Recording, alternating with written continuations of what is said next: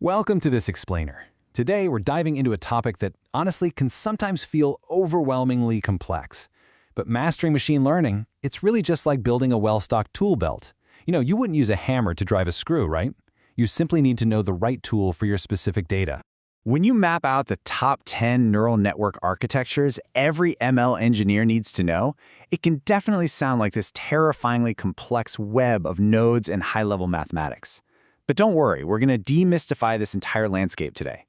We'll do that by focusing on the simple, intuitive analogies that actually make these architectures tick.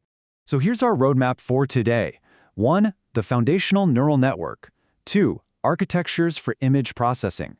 3. Mastering sequential data. 4. Compressing and generating data. 5. Advanced connections and attention. And finally, 6. Choosing the right tool. Section 1. The foundational neural network, establishing the baseline. Let's kick things off with the absolute bedrock of machine learning, the multi-layer perceptron, or MLP. Think of this as your standard, basic feed-forward network. Data just feeds forward from an input layer, passes through some hidden layers, and goes directly to an output layer. And what actually makes it an MLP is that it features fully connected layers. Literally every node in one layer connects to every single node in the next.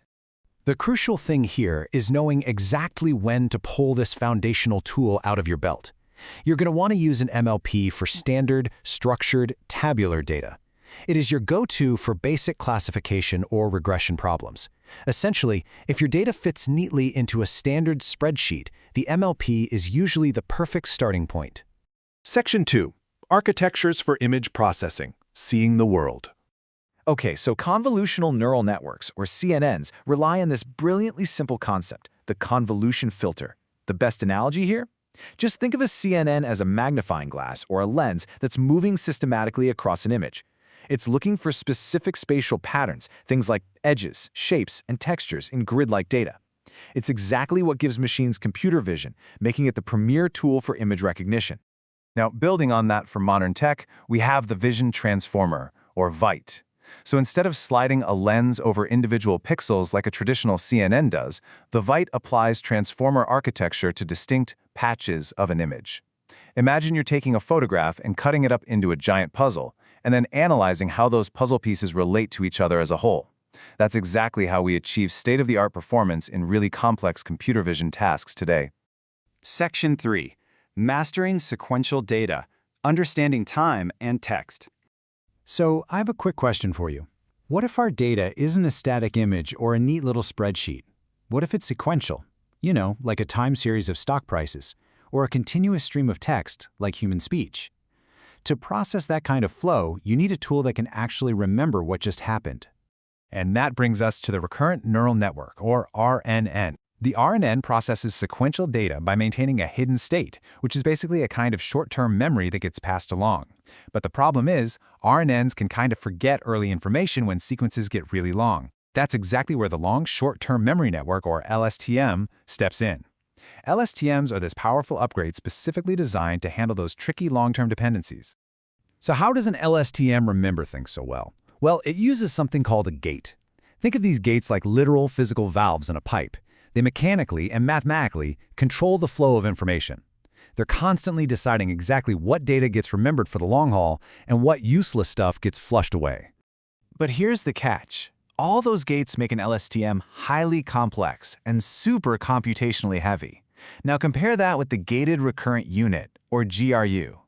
The GRU is basically a simplified version of the LSTM. It operates with fewer gates and fewer parameters. It's like having a sleeker, far more streamlined tool.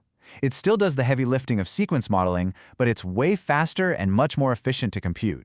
When you're trying to choose between these three sequential tools, it really comes down to efficiency and sequence length. The RNN uses a hidden state, which is best for basic time series and speech. The LSTM uses gates for long-term memory, which makes it perfect for complex natural language processing. And the GRU? It uses fewer gates, giving you the best of both worlds for highly efficient sequence modeling. Section 4. Compressing and generating data, synthesizing the new. First up in this category is the autoencoder. Think of an autoencoder kind of like a digital compressor. It literally learns how to squeeze data down into a compressed representation, which we call a latent space, and then it reconstructs the input on the other side. By figuring out only the absolute most crucial data points to keep, it becomes the perfect tool for dimensionality reduction and spotting rare anomalies. Generative adversarial networks, or GANs, operate on just a fascinating premise. Our source describes it perfectly, saying, two networks compete. One generates data, the other distinguishes real versus fake. Imagine a master art forger, that's the generator, battling a brilliant detective, the discriminator. Through this endless competition, the network learns to synthesize absolutely perfect, ultra-realistic new images. Section 5. Advanced Connections and Attention, the Modern Web. Now let's introduce graph neural networks, or GNNs. The best analogy to understand this one is simply passing messages. GNNs operate on graph-structured data by literally passing messages back and forth between connected nodes. It's exactly how you'd map out who knows who in a giant social network, or how a recommendation engine links products to buyers, or even how atoms bond in chemistry. And this brings us to arguably the ultimate breakthrough concept of our time, self-attention. This is the core mechanism of the transformer architecture.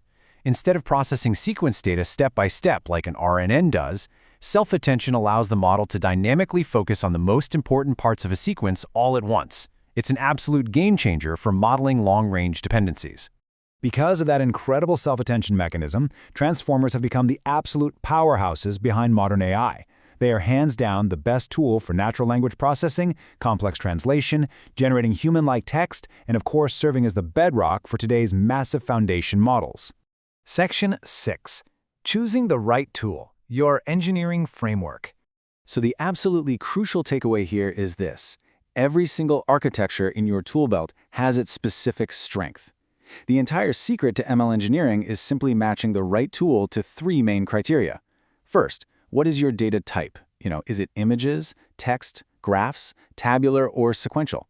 Second, what's the problem type? Are you classifying, running regression, or generating data? And third, what is your data set size, and how much computational resource do you actually have to work with? Our source leaves us with this super clear, actionable three-step directive. Experiment, learn, build. You don't master these tools by just reading about them. You got to get your hands dirty and try them out. So here is a thought to leave you with. Now that you know exactly what is inside the machine learning tool belt, what real-world problem are you going to build a solution for at scale?